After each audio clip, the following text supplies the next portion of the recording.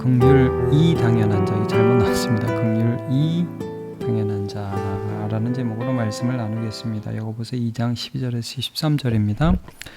본문 여기 있죠. 너희는 자유의 율법대로 심판을 받을 자처럼 말도 하고 행하기도 하라.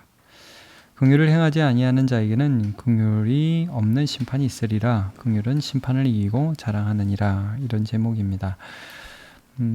먼저 본문을 좀 잠깐 설명을 하면, 여러분 이 본문을 보시면서 이제 강조되는 단어가 있습니다. 그게 뭐예요? 율법이죠. 율법. 율법대로 심판을 받을 자처럼 말도 하고 행하기도 해라. 긍휼을 행하지 아니하는 거에 굉장히 무서운 말을 해요. 긍휼 없는 심판이 있으리라. 율법과 심판. 죄송합니다. 제가 지난주에 이어서 오늘 강조되는 것은 이제 율법에 이어서 심판입니다. 심판. 그래서 심판이라는 단어, 긍휼이라는 단어 굉장히 좀 대조적인데, 이게 지금 계속해서 대조적으로 나와요. 그래서 이걸 좀 잘 이해하겠어요. 율법과 심판과 긍휼, 이게 무슨 관계냐 이거죠. 그래서 이제 오늘 본문에는 크게 좀 보면 2장 전체가 어떤 주제를 가지고 지금 계속 해오고 있냐면, 사실은 차별이라는 주제를 다루고 있잖아요. 이 차별을 좀 더 긍정적으로 보면 차별하지 않는 것을 긍휼을 베푸는 것으로 설명을 하고 있는 것입니다. 네. 차별하지 않는 것, 좀 더 적극적으로 보면 긍휼을 베푸는 것이죠. 그러면 이게 이제 뭐냐? 자, 우리는 어떤 존재? 우리는 어떤 존재예요? 사실 자유의 율법대로는 심판을 안 받아요. 자, 그러니까 여기에 어떤 게 생략되냐면, 너희는 자유의 율법대로 심판을 안 받는 자인데, 면하게 된 자인데, 거기에 뭐가 개입을 했죠, 여러분? 거기에 우리가 율법대로면 심판을 받을 자인데 심판을 면하게 되죠. 거기에 어떤 이유가 있냐면, 긍휼이라는 게 있는 거예요. 하나님의 긍휼이라는 걸 받아가지고 우리가 정말 말도 안 되게 심판을 면하게 돼 있잖아요. 그러니까 긍휼이 아니었다면, 그리고 지금도 하나님의 그 예수 그리스도의 십자가의 은혜가 아니면 심판 받을 자처럼 말도 그렇게 하고 행동도 그렇게 해라, 이거 아니면 우리는 그렇게 될 수밖에 없는 자라는 걸 알고, 그리고 행동을 해라. 그러니까 여러분 뭐예요? 우리에게 당연한 건 사실 긍휼이의 심판이에요. 잘 생각해 보세요. 하나님이 우리에게 해야 할 당연한 그 하나님의 반응은 사실은 심판이에요. 죄에 대한 심판이죠. 근데 하나님이 사랑이셔서 그분에게 반응을 하신 거죠. 우리의 죄에 대해 반응한 게 아니라 그분의 사랑에 반응하셔서 우리의 긍휼을 베풀어 주셨죠. 그러면 우리는 사실은 이게 아니면 심판받을 자처럼 행해야 되는데, 그럼 그게 뭐냐? 자, 긍휼을 행하지 않는 자는 사실 이게 뭐냐? 여러분, 긍휼을 행하지 않는 자 여기 나오는데, 이게 뭐예요? 긍휼을 받아본 적이 없는 사람이에요. 다시 말하면 믿음이라는 게 없는 거죠. 믿음이 없는 게 어떻게 나타나요? 긍휼을 행하지 않는 것으로 나타난다는 거예요. 그러면 긍휼 없는 심판이 있을 거라는 말씀을 해주고 있어요. 굉장히 좀 어떻게 보면 무서운 말이죠. 그러니까 나는 믿어 하면서도 긍휼을 행하지 않아. 긍휼을 베푸는 게 당연하지가 않아. 그럼 긍휼을 받은 게 아니라는 거예요. 이게 믿음이 아니라는 걸 드러낸다는 거죠. 그러면 심판이 있을 거래요. 무섭죠. 그러면서 긍휼은 심판을 이기고 자랑하는, 여기서 이제 생각나는 게 사실 제가 이제 3번에서 다룰 말씀인데, 3번이 아닌가요? 여기 마침에서 다루게 되네요.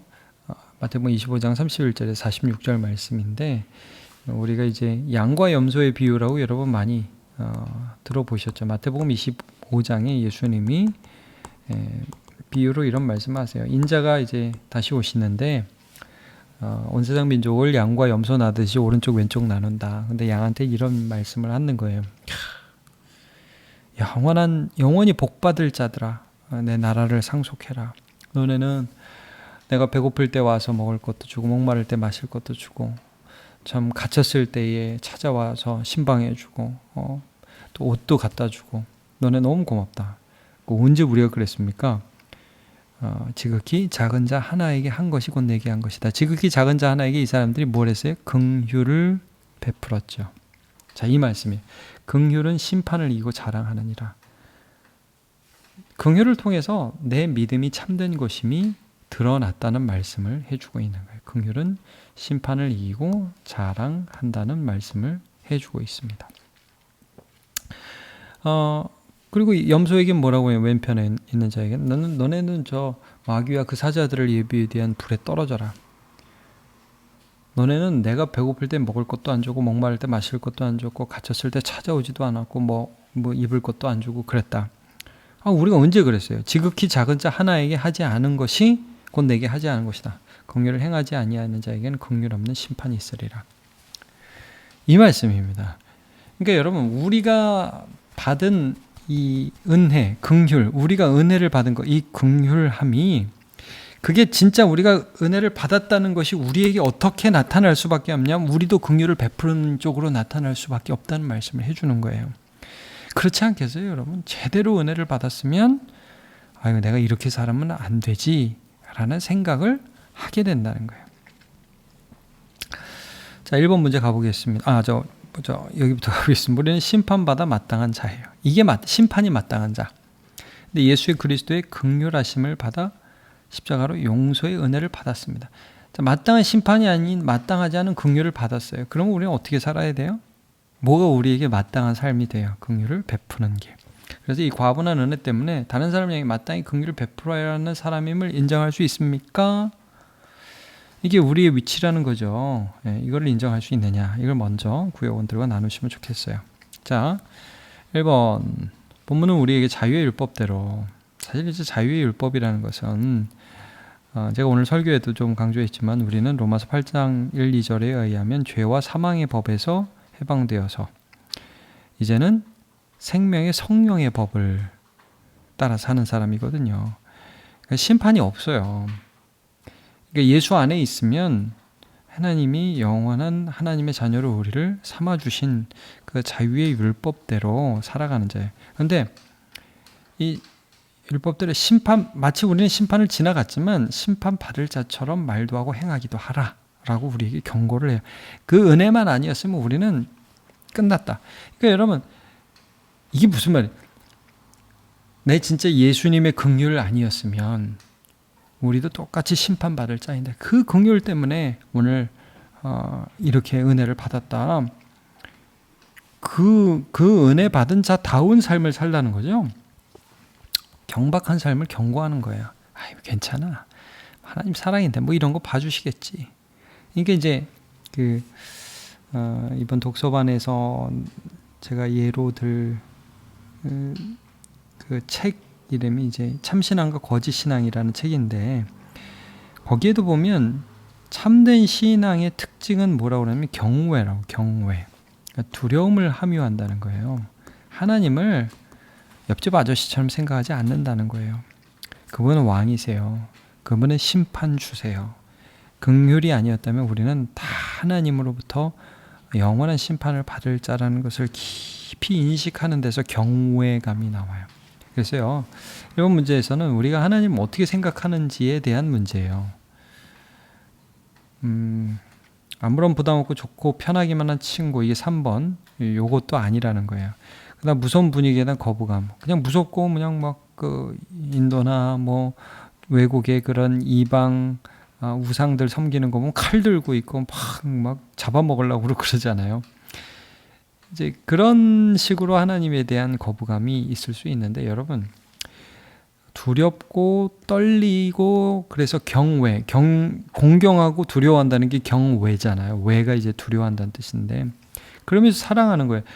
여러분, 우리가 정말 존경하는 어른들 보면 함부로 대하지 못하죠. 그분의 권위와 그분이 가진 위엄을 우리가 알기 때문에 조심합니다. 말 하나하나 조심합니다. 그러면서도 그분을 사랑하죠. 그러니까 하나님에 대한 개념은 그것과 좀 비슷하게 생각할 수 있어요. 완전하진 않지만. 그래서 이 하나님을, 오늘 이제 우리 설교 제목이 율법을 주신 분을 생각하라라는 건데 이 하나님을 내가 어떻게 생각하고 있는가? 심판주로 분명하게 인식하고 있는가, 이게 우리가 긍휼을 베푸는데 기초가 되는 하나의 초석이 되는 거죠. 자, 2번 보면 긍휼을 행하지 아니하는 자는 긍휼이 없는 심판이, 여기도 긍휼이 없는 심판이 있다.